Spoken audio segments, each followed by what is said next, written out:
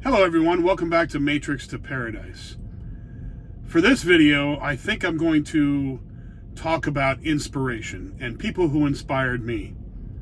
For the travel side of it, there are a few people, like I said, that inspired me from YouTube. Because when I first got into thinking about this, there were some people on YouTube. Dan from Vagabond Awake was one. There's another guy named No Joke Howard, and that was the name of his channel. Unfortunately, No Joke has passed away, and that's sad because he was a really cool guy. Little eccentric, but he was certainly a traveler. And he kind of inspired me to go to Cambodia. That's where I went and taught English for 4 months. And I'll explain that, that would happen with that in another video. But those guys really got me into thinking about doing this full time. Traveling, slow traveling, taking videos, and documenting the whole thing. They kind of got my mind in that direction. I have some cousins, two cousins, Tammy and April. You know who you are.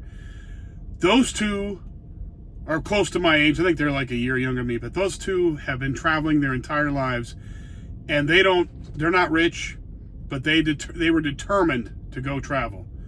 And they inspired me big time to get into this and start doing what I really wanted to do and quit messing around and talking about it and actually do it. So Tammy and April are a big inspiration. Of course, like I said, Dan from Vagabond Awake, No Joke Howard, Tim K, Harold Balder, Bald and Bankrupt. There's a bunch of guys and gals that have gone around the world and traveled, and they have definitely been inspiring to me, and I want to join their ranks of taking videos and traveling around the world. That's kind of pretty much what I want to do. And it's not going to be luxury travel. This is going to be slow travel on a budget, pretty much.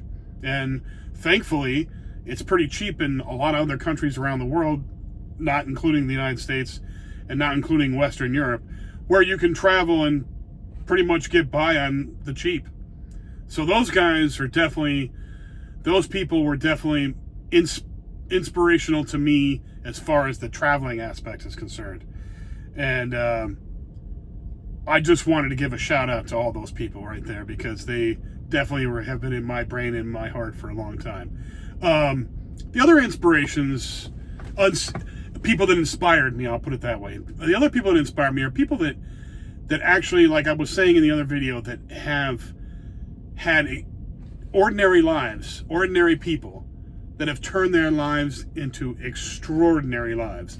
And those people are more, they weren't travelers necessarily. They did travel, but I mean, they weren't necessarily travelers. But they were people who were so determined, so centered, so focused, that they were able to accomplish whatever they wanted to accomplish and get things done and make their lives into these extraordinary, crazy, awesome lives. And that's inspiring to me. I mean, that somebody who is so determined to get done what they want to get done and accomplish what they want to accomplish, when they get that done and put everything they have in their body towards getting that done, it just blows my mind what people are capable of. It really blows my mind. And if I could be just a tenth of motivated like they were, I would have enormous success in my own brain, let alone what they did. These people are like world famous. For example, think of a guy like Tom Brady. Tom Brady, quarterback in the NFL, was drafted in the 6th round of the draft, which is way back when. He was the 199th guy drafted the year in 2000. 199 people were drafted before Tom Brady. Imagine that. You don't know hardly any of them that were drafted before him on that day, or on those days. This guy was an average guy, average arm, average build. He wasn't even, you looked at him, he wasn't, nobody looked at him in the NFL and thought he's going to be the next, the GOAT, the greatest all-time quarterback. No one ever thought that. Tom Brady did, though. Tom Brady said, I am going to be as good as I possibly can and I'm going to chase perfection. And he did. And he became the greatest quarterback of all time through sheer determination and just hard work and dedication to his craft. And those kind of people inspire me big time. It's just, if anybody, if you could harness that, if you could take a pill to make you do that, that'd be incredible, but you can't. It has to come from within, and you have to be determined, and you have to be dedicated to a goal above everything, eating, sleeping, every damn thing. You have to be dedicated to that. And there are some people that are, and it's, look at him. He went from just being a regular guy on a high school team in California to being the greatest quarterback of all time, and a multi-millionaire. Awesome. Incredible stuff. Another guy I was going to mention is somebody you all know, a guy named Arnold Schwarzenegger. Now, everybody says, well, why would you mention him? Well, because Arnold Schwarzenegger came from nothing. He was just a punk kid, Austrian, in some little dinky small town in Austria. Nobody knew who the hell he was back then. He was just a kid. He decided he was going to become a bodybuilder. Just decided it one day. And luckily for him, he had a physique that was able to, make that happen a lot more than a lot of other people. But he had to work for everything he had. It wasn't like he just, picked up a few weights and worked out a few days and boom, he's big. No, he had to work on everything. But he did it to a point where he worked his craft into into the most pointed point that you could possibly get. He put it down so hard and was relentless with every little aspect. Every little nuance you could think of. That's the same way with Tom Brady too. Every little thing you could think of, he perfected it. There was no weakness in him. And there was no weakness in Tom Brady. They didn't accept weakness in any aspect of what they were trying to do. Tom Brady he would perfect everything he could. Now, the only thing he didn't perfect was scrambling. He was terrible at scrambling. But he made up for it by a quick release and getting the ball out and getting to, throwing the most accurate balls in the NFL ever. So he made it that way. Arnold Schwarzenegger did the same thing. He would never work less than anybody else. He worked more than anybody else. That's why he was a champion. So he became a champion in bodybuilding. Then he decides, I'm going to go to the United States and conquer it over there. He came over here and did it. Conquered the United States, conquered bodybuilding in the world. And then he decides he's going to become an actor. An actor of all things. A guy who's going to become an American English-speaking actor who has an accent that's about as rough as you can get, comes over here, decides he's going to become an actor after he's a champion in bodybuilding. He's pretty famous then, but not nearly as famous as he was after he became an actor. But they all laughed at him. They said, there's no way you could become an actor. You have an accent that's too crazy. Nobody's going to understand you. Your name is too long and too ethnic. There's no way. Guess what? He proved them all wrong. He got the right roles. They took him to the nth. He became the biggest star of the 80s and 90s, if you ask me. He was the biggest action star there was. And it still is famous. Look, think of his movies. Everybody knows Conan the Barbarian, The Terminator. He had like 3 or 4 of those. The guy was just Kindergarten Cop. Twins. He had all kinds of roles. It wasn't like he was just playing, badasses or tough guys. He was playing funny roles too. The guy just was determined, and he did it. And really, another thing that people don't realize is he became rich through real estate. He educated himself about real estate and started buying up and selling real estate. Became really rich that way. Then he goes and becomes the governor of the state of California. If that's not winning, I don't know what is. The guy just came here and conquered. And so you got to give it to the guy. The motivation it took for him to accomplish all that is just incredible. It's just, it's otherworldly type motivation. It's just, if everybody could work that hard on and focus on one thing that they wanted to accomplish, we'd all be champions. We'd all be winners. That's the truth. The last guy I was going to mention is a guy named David Goggins. Now, most people won't know who he is, but there are some people that do.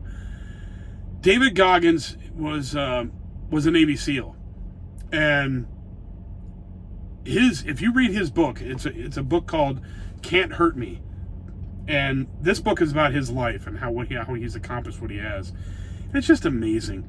The guy came from nothing. He was, his father was an abuser, beat the crap out of his kids, beat his mother. They went and moved to another town. Didn't have anything, living in poverty pretty much, and he turned his life around. He went through a bunch of stuff. He joined the Air Force first, and he wanted to become a pararescue guy, the guys that go out and rescue downed pilots. He wanted to become that, but he couldn't pass the swim qual because he didn't know how to swim. So the swim qualification, he couldn't pass that. So he eventually got out of the service and didn't make the pararescue guys. He didn't make that squad because he couldn't get over the swim qual thing. Well, he became a bug sprayer, going into restaurants at night in like a hazmat suit and spraying for, cockroaches and rats and all that stuff, so people wouldn't get contaminated, or the food wouldn't get contaminated.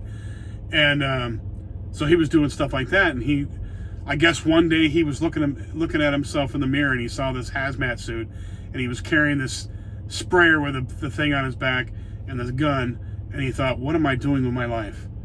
And so he saw an advertisement on TV about joining the Navy SEALs, and something clicked in his brain and said, I'm going to become a Navy SEAL.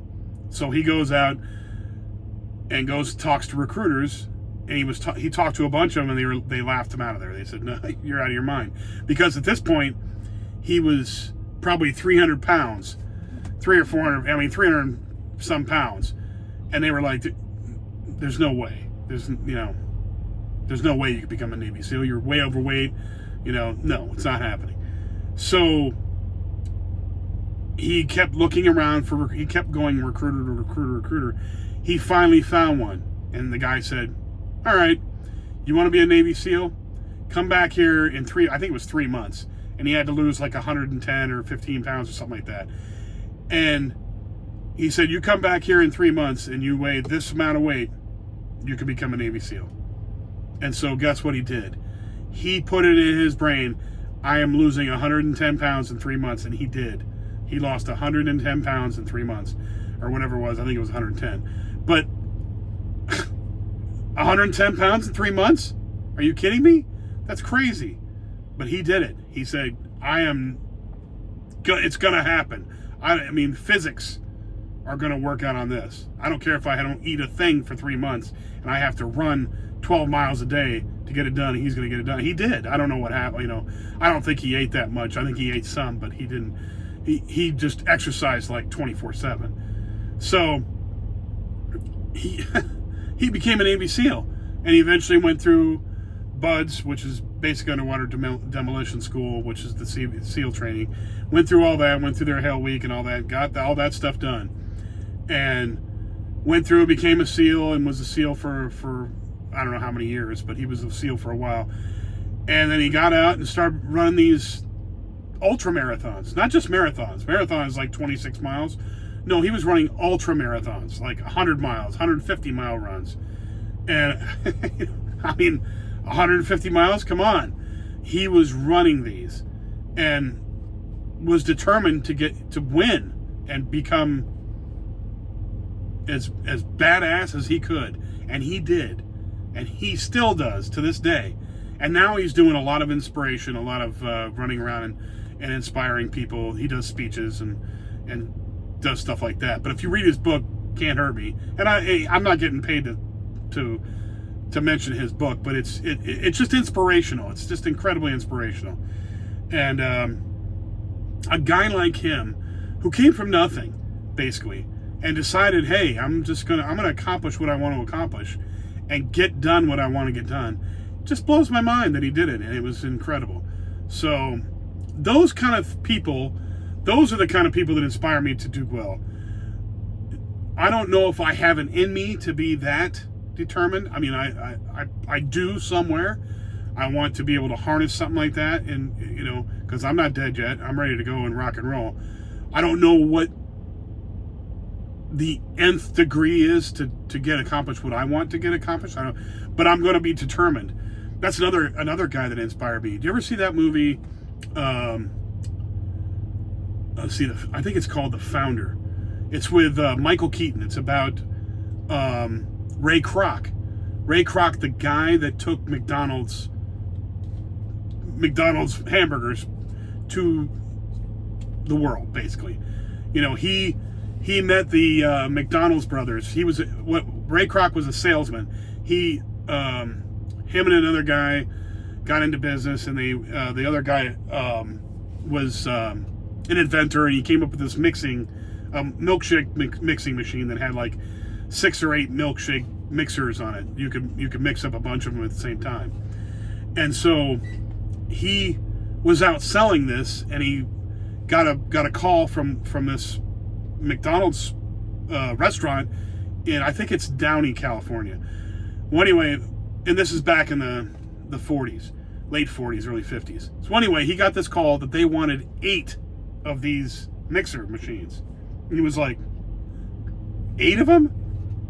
So he's thinking, wow, I've got to go see what they've got going on here. Either this is a big, monster store. They've got more than one store or something going on. He wanted to go see for himself. So he did. He drove out there and brought these 8 mixers. Well, he saw the business that the McDonald brothers had, and they had like this Henry Ford inspired assembly line type thing going on for burgers and for their food. So they would, if you've ever seen the movie, you'll see how it worked. But anyway, he was intrigued by this. Ray Kroc was. He was like, this is incredible. Nobody's doing this. So he got this idea that he wanted to talk these guys into doing franchising. We should be able to sell this idea and these burgers. We should be able to sell this around the country and have franchises. Well, he did, and they got into business and they started expanding McDonald's and all that. Well, eventually he bought out the McDonald brothers, and he ended up with the corporation. And if it wasn't for him, the McDonald brothers wouldn't have built it into that. They would have had a store or two. That'd have been about it. They weren't really interested in franchising until he came along and got them kicking and screaming going into it, if you watch the movie. But it's just inspiring. It's crazy how he was determined to succeed, and he was in his 50s. He was like 55 or 56, like my age. He was that old when he started doing this with the McDonald's brothers. So he didn't even succeed until 10, 15 years later. So he was like, 70 years old by the time McDonald's really took off and he became like a true millionaire.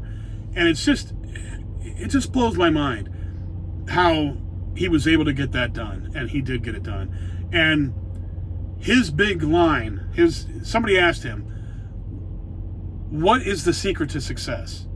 And you know what he said? He said persistence. Persistence. Don't ever quit.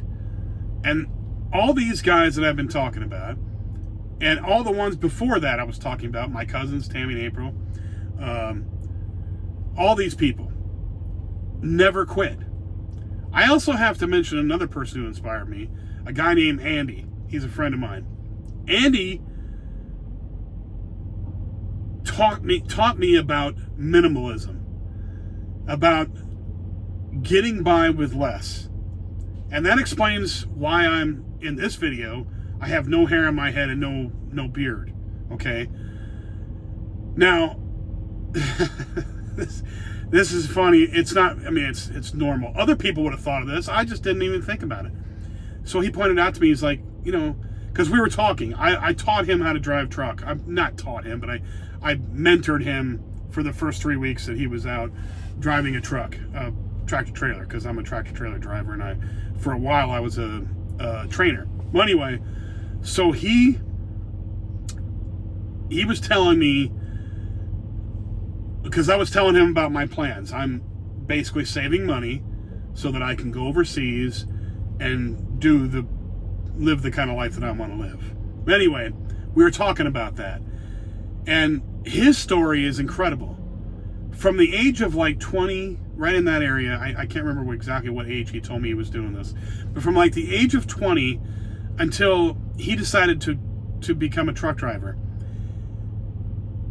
he was snowboarding. He told me, he goes, I never had a regular job. I'm like, what?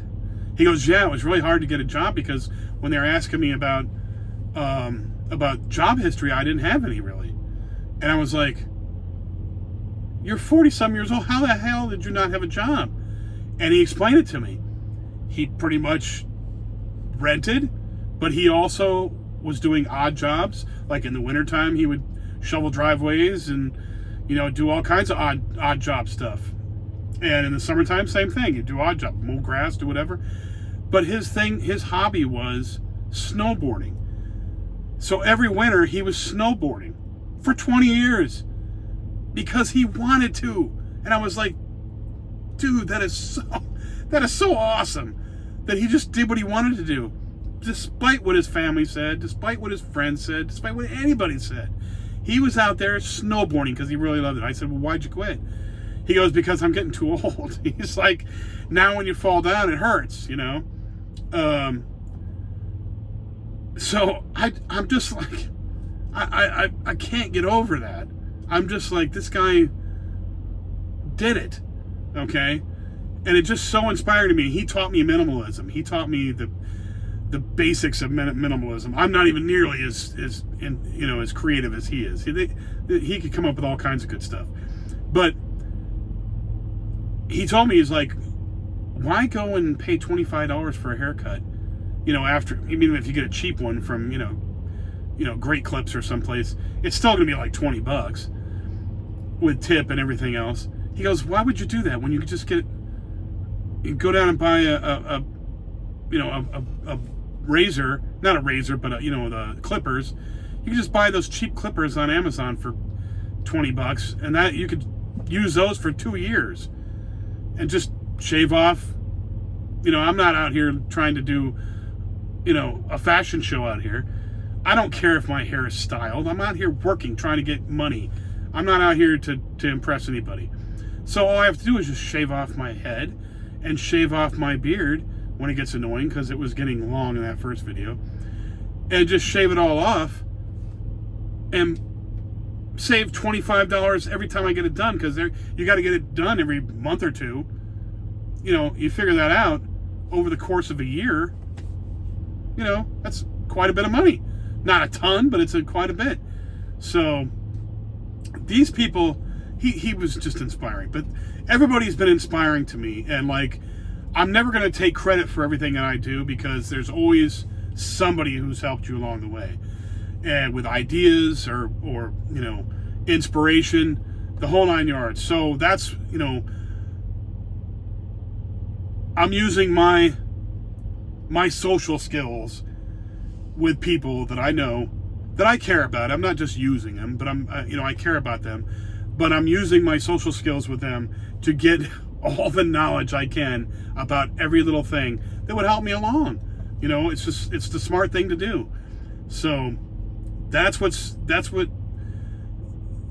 bringing me along so far, and that's what'll get me over there, is inspiration and ideas from other people.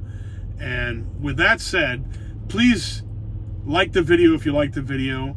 Please subscribe if you like the video. Also share it with your friends and family if you think that they might be interested in this kind of subject. I'm going to keep making videos about this kind of thing, and also I'll do some truck driving videos and explain how I got to being a truck driver, which I've only been a truck driver for about 3 years now, and how I got to this point and what got me to thinking about doing this in my life. So like I said, like and subscribe if you like it, and I will come back with more. And thank you very much for watching. Bye now.